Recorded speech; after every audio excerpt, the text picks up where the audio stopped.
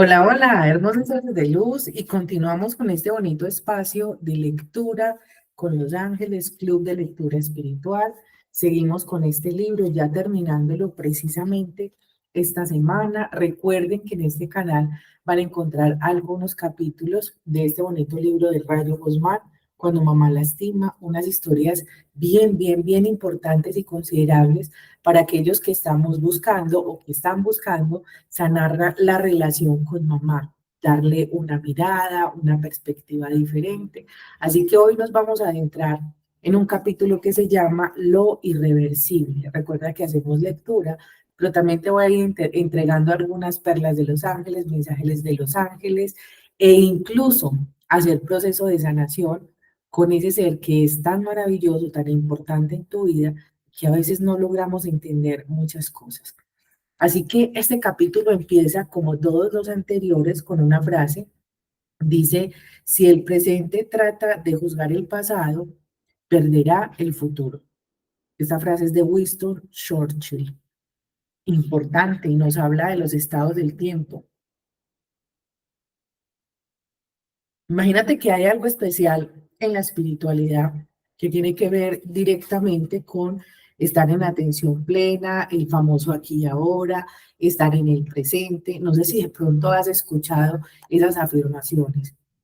Y muchas veces nos ocurre que cuando estamos en este momento presente estamos enlazados porque nuestra mente, nuestros pensamientos, emociones están por allá vinculados con el pasado, con lo que fue o no fue, con las ofensas, en este caso con las heridas directamente que se generaron en ese proceso de crecimiento con mamá.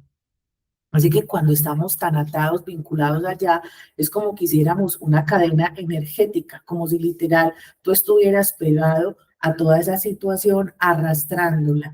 Y una de las mayores cosas que hemos visto en terapia, en los cursos con los ángeles, en los talleres que ofrecemos, es que cuando esto pasa, tu energía, tu vibración, tu conexión espiritual, es como si fuera intermitente, como si se disminuyera realmente. Así que puedes sentir que está pesando en la espalda el pasado, muchas veces en la espalda baja, es donde más duele cuando tenemos situaciones del pasado que todavía no hemos logrado superar, que no hemos logrado hacer entendimiento del aprendizaje, que todavía lo tenemos cargado directamente de muchas emociones. Y continúo o empiezo a leer este capítulo. Tal vez eligió a mi hermano mayor Samuel porque era el más fuerte, el que iba a resistir durante más tiempo sus siniestros propósitos. Tal vez a mí me veía tan delgaducha y enclenque que supuso que al primer intento se le acabaría el espectáculo. Sean cuales hayan sido sus perversas motivaciones, lo eligió a él. Todo comenzó cuando Samuel cumplió los 4 años. Yo era una bebé de apenas 2 y me dejaba encargada con mi madrina de bautizo que vivía a 3 casas. La madrina se llamaba Arcelia y era una mujer recién viuda que vendía tamales por las noches en la puerta de su casa. Mi madre se subía a un taxi y a toda prisa se dirigía al Hospital General para que atendieran las misteriosas fiebres que atacaban a mi hermano de manera inesperada. Pasaba semanas enteras en el hospital con él. Regresaba a buscar ropa limpia y a darle un poco de dinero a la comadre para que me comprara leche o pañales. Mi padre, Higinio, se había ido a trabajar en la construcción de una carretera en el Estado de México. Dejó a la familia viviendo en Tlaxcala y, no sé si está bien pronunciado, y la visitaba cada 2 o 3 semanas. Sus razones para hacerlo fueron que la vida era más barata y que no se pagaba renta, pues vivíamos en la casa que su padre le heredó, una casita modesta de 3 habitaciones con paredes pintadas de verde pistache, situada en un pintoresco barrio de gente trabajadora. He platicado con él de aquellos días y mucho de lo que plasmó en el presente relato ha sido gracias a los dolorosos recuerdos que mi padre me ha compartido. Fueron años de una aparente estabilidad empañada solamente por las recurrentes enfermedades de mi hermano Samuel. En la ignorancia propia de quien apenas terminó los estudios secundarios, mi padre nunca imaginó que existieran padecimientos como el de mi madre, que nos llevaría como familia a vivir la más aterradora pesadilla con los ojos abiertos. Desde muy joven empezó a trabajar en la construcción y con el paso de los años fue consiguiendo participar en obras de mayor envergadura. Y sin ser ingeniero, pero con el ingenio propio de quien tiene que alimentar una familia y sueña con un mejor futuro, se dedicó a trabajar con ahínco para mantener a su familia. Mi madre de nombre Jessica conoció a mi padre en un tianguis callejero al que ella iba cada sábado a comprar fruta y uno que otro vestido de segunda mano. Cuentan que mi padre quedó atrapado entre sus largos cabellos negros y entre sus anchas caderas, y con más prisa que demora la convirtió en su esposa, un 8 de abril en la capilla del barrio. Juntos empezaron su vida en común llenos de sueños, provenientes de entornos humildes, arañados por la carencia, deseaban con todas sus fuerzas un futuro mejor para sus hijos. Nunca se imaginó Higinio que Yesenia padecía un extraño trastorno, tan extraño y disfrazado de amor que le llevaría varios años y le daría mucho dolor descubrirlo. Nació Samuel a los 2 meses de que Higinio y Yesenia celebraron su primer año de casados. Un bebé grande y regordete que pesó 3 kilos con 900 gramos. En las fotografías de esa época, mi hermano aparece siempre sonriendo. Dice mi papá o mi padre que era un bebé muy feliz, que dormía durante las noches sin provocarles desvelos y que durante el día merodeaba por la cuna, por el piso de la sala o por el patio, gateando detrás de los insectos, con un espíritu explorador que sorprendía a todos.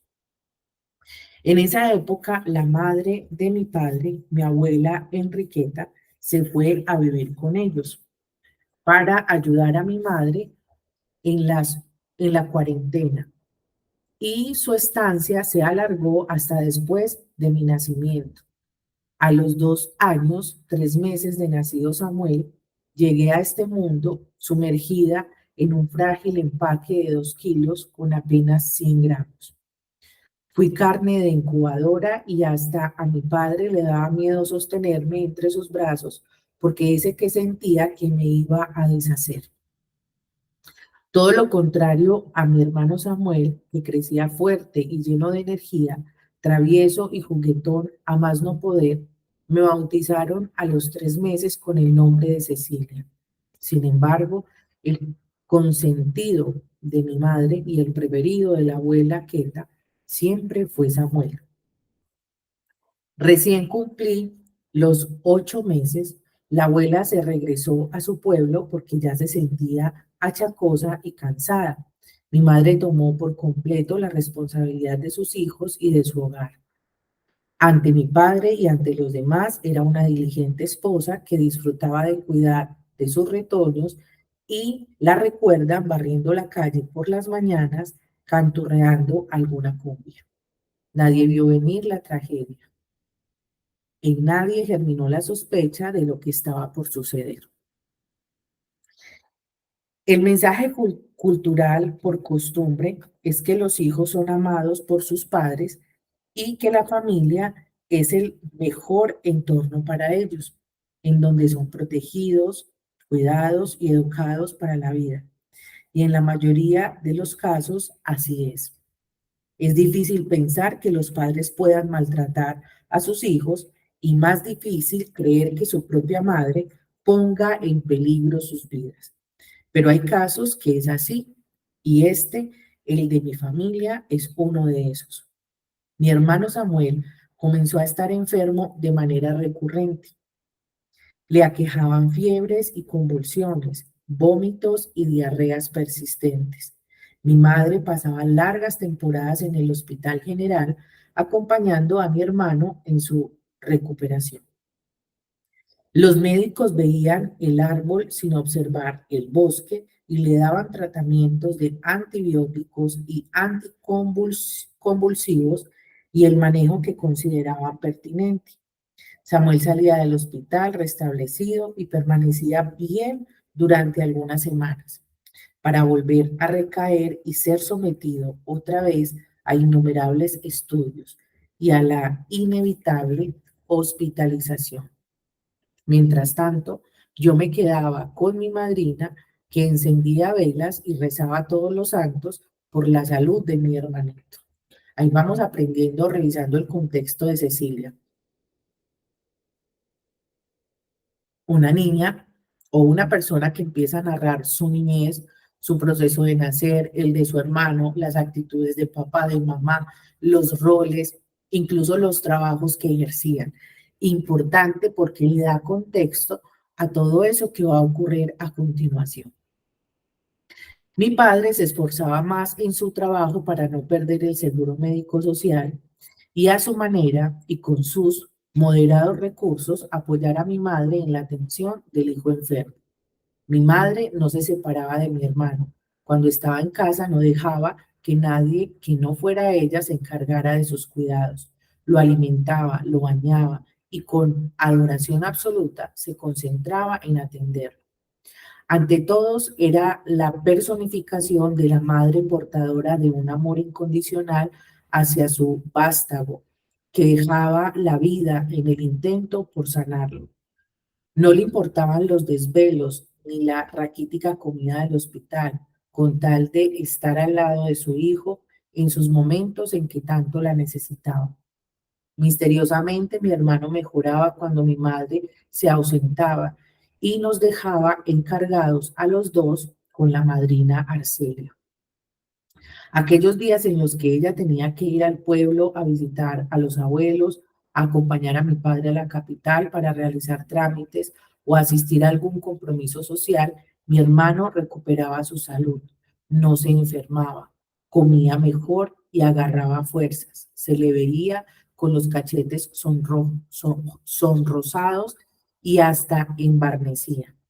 Sin embargo, cuando mi madre regresaba, a los pocos días volvía a caer enfermo, aquejado por aquel enigmático padecimiento. Y la madrina volvía a encender veladoras. Mi madre volvía al hospital con Samuel y mi padre otra vez pedía prestado en su trabajo para comprar las medicinas que el Seguro Social no tenía en existencia. Mi madre se hizo amiga de las enfermeras y del personal de intendencia del hospital. Era frecuente verla sentada en el cuarto junto a la cama de Samuel, tejiendo con agujas bufandas que luego regalaba al personal médico o a las enfermeras en agradecimiento por las consideraciones que le tenían a mi hermano. Se le veía deambular por los pasillos del sanatorio como pez en el agua, como si hubiera adoptado ese lugar como su hogar y como si la modesta vivienda en donde la esperaban sus responsabilidades de esposa y de madre de otra pequeña fuera un lugar de poco interés a donde quería ir de paso y sin detenerse mucho. Cuenta la madrina Arcelia que mi madre la dejaba con la quijada colando cuando usaba con naturalidad términos médicos con los que estaba por demás familiarizada, a pesar de haber cursado estudios mínimos. Como si al hablar con esas palabras se sintiera una famosa actriz representando el papel favorito de su carrera. Mi madre recorría todos los cubículos de las especialidades médicas con entera confianza, saludando a médicos, enfermeras y secretarias como viejos conocidos de toda su vida. Solo le faltó llevar a Samuel a traumatología y al pabellón de quemados. Por todas las demás áreas deambuló con su hijo para que le practicaran todos los estudios habidos y por haber, buscando recuperar la salud de su criatura. Y Samuel cada día más delgado, más enfermo. su cuerpecito invadido de manera recurrente por bacterias que atacaban sus órganos de manera incomprensible, convirtiendo su caso en un enigma para los médicos. Después, a mi madre se le ocurrió la idea de organizar rifas para juntar dinero para curar a mi hermano. Imprimía boletos con la demacrada carita del niño y se paseaba por el barrio buscando quien la apoyara en su causa. Toda la vida de mi madre giraba alrededor de la enfermedad de mi hermano. Mientras tanto, yo crecía entre sus ausencias y bajo el cobijo de mi madrina. Cuando cumplí 3 años, la madrina fue la encargada de hacerme un pastel y de preparar tamales de arroz para compartirlos con los niños de la cuadra. Mi padre me visitó ese fin de semana y me regaló una muñeca casi de mi tamaño. Mi madre, por supuesto, estaba en el hospital con su hijo. A mi corta edad y sin tener conciencia de ello, el abandono de mi madre me estaba salvando la vida. No sé si tú, pero ya más o menos intuyo hacia dónde va la historia.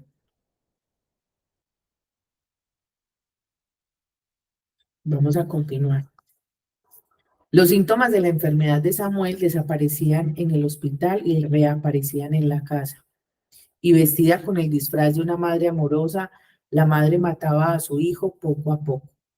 Samuel cumplió 5 años, 6 y luego a los 7 todavía enfermo. Y justo en la crisis más severa de su enfermedad recurrente, sucedió lo inesperado. Llegó la ayuda disfrazada de calamidad. Una serie de robos en el hospital hizo que las autoridades instalaran cámaras de seguridad por todos lados. No solo el hospital estaba siendo víctima de los ladrones, también otras empresas de la zona habían sido atracadas por una banda de malhechores provenientes de colonias aledañas, esperando atrapar a los rateros y sin proponérselo, descifraron el enigma del niño Samuel. Esas cámaras registraron el momento en que mi madre inyectaba una sustancia que después descubrieron era orina propia. Wow, fuertísimo, demasiado fuerte. En el catéter intravenoso por el que se le administraban los medicamentos a Samuel. Nunca habló mucho al respecto. Una vez descubierta, enfrentó la marea en silencio y cubriendo con un velo de misterios su perversa conducta. Los médicos sospecharon que durante años depositó heces en el cereal de mi hermano o que tal vez le suministró fármacos para provocarle el vómito o las convulsiones. Repito, durante mucho tiempo los médicos y el personal del hospital vieron el árbol y no el bosque y no alcanzaron a ver las torcidas ramas de la mente de mi madre. Lo más triste de la historia es la muerte de mi hermano Samuel, que apenas vivió 7 años con 3 meses y se dio por vencido. Sus defensas se agotaron y su corazoncito dejó de latir una tétrica tarde de agosto. Entre la madrina Argelia y mi padre se encargaron del velorio, mientras Yesenia, mi madre, enfrentaba ante las autoridades los cargos que se le imputaron. Síndrome de Munchausen, espero leerlo bien, por poderes, fue el nombre que le dieron al padecimiento mental de mi madre.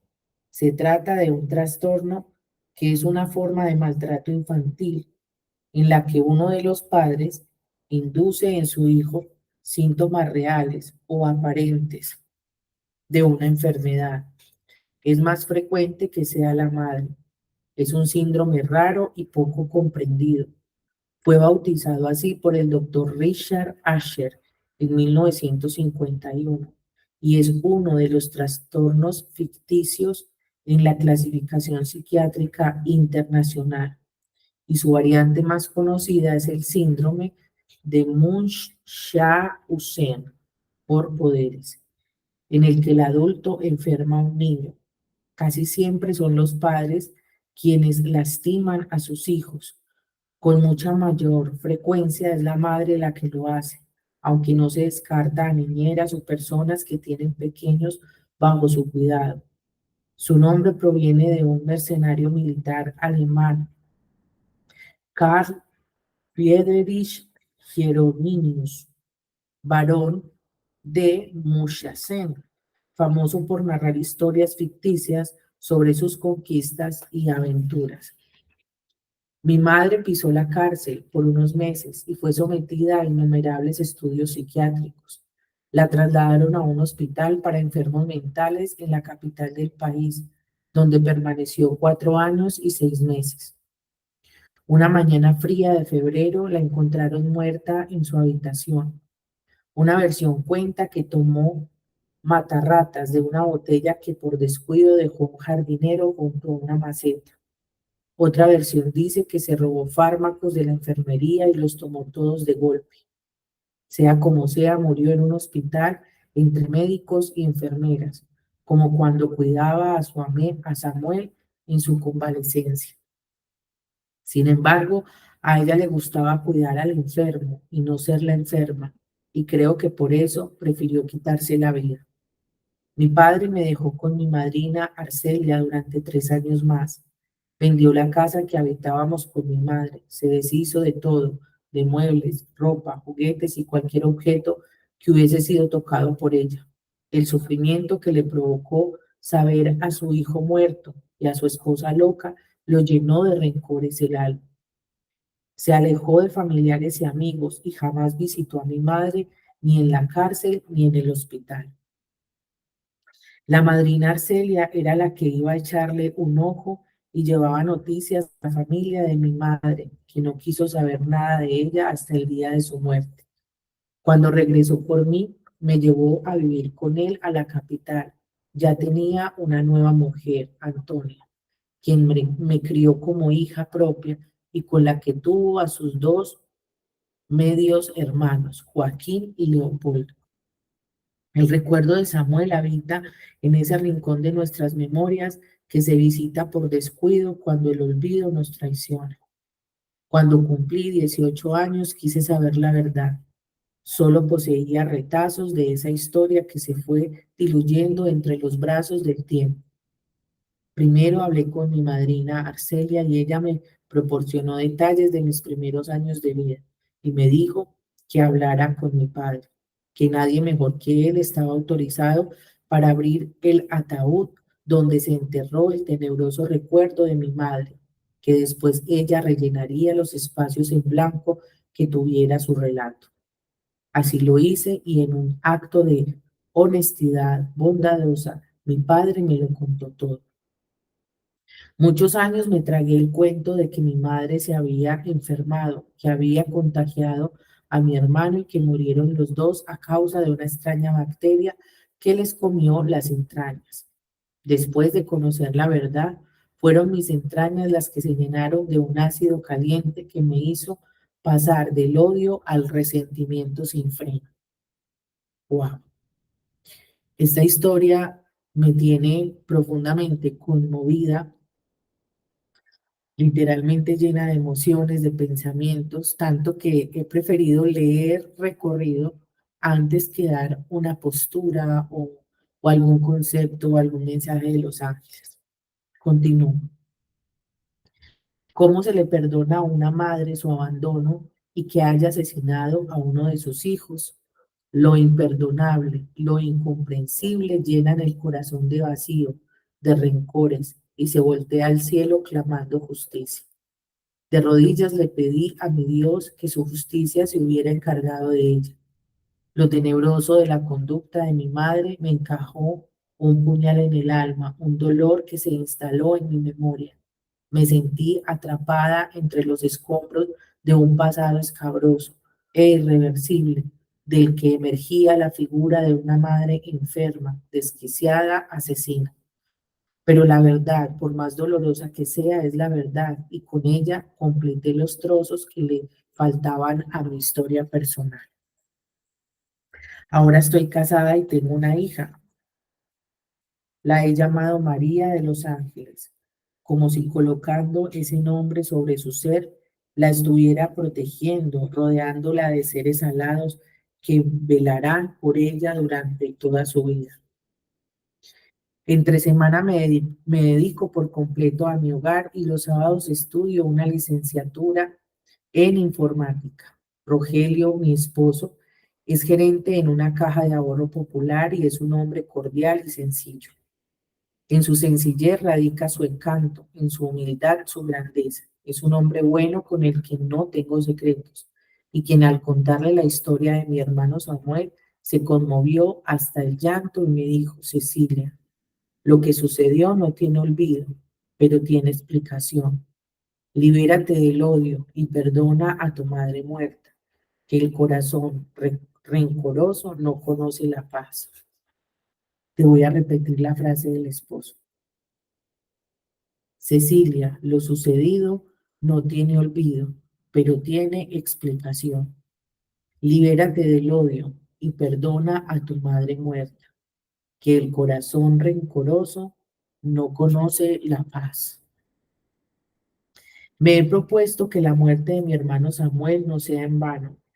He decidido no perder el tiempo en dolores tan lejanos que me impidan apreciar la cercanía del presente. Y así me ando por la vida. No sé si perdonando para olvidar o si olvidando para perdonar.